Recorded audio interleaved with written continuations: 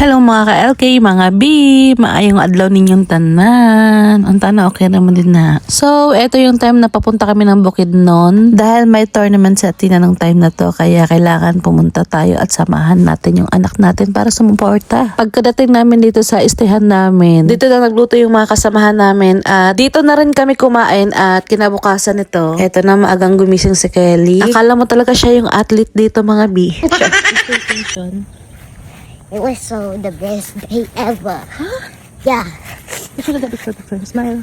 So, nandito na kami sa sports complex mga B. Hindi ko na lang pinakita sa inyo yung buong detalye ng laro. Kasi medyo mataas na mga B at nakapag-upload naman ako nung fight ni Athena. Nakita nyo naman na siguro. So, hindi rin yung full video. Hinighlights ko lang mga B. So, dahil gabi na natapos yung game ni Athena nun, kinabukasan nito, pumunta kami dito sa Lake Apo. Sinadya talaga namin pumunta dito kasi medyo malapit lang naman sa lugar kung saan kami nakastay. So, samahan nyo kami dito, magtitingin-tingin tayo dito kung anong meron.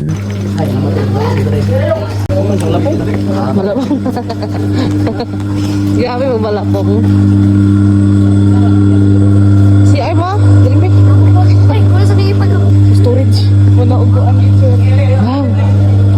Nalik apa makita na sa ko asa una. Wala ko ipagpaliog. Hi. Ayaw din maligo ko rin. One.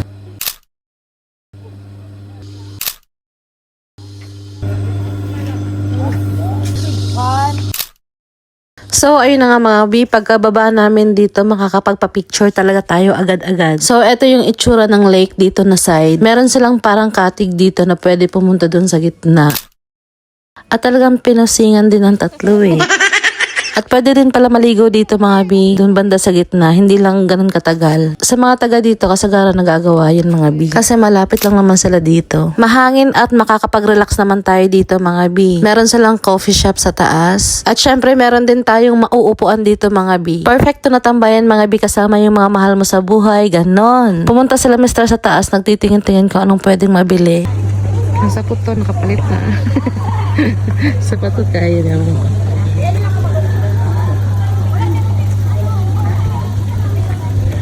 Nakapalit na kalab.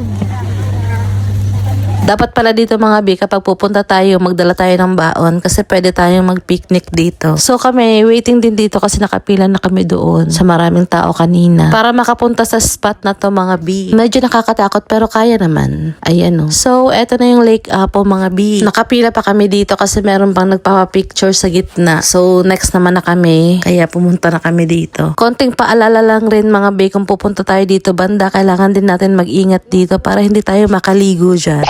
Sorry. So, yun lang naman mga B.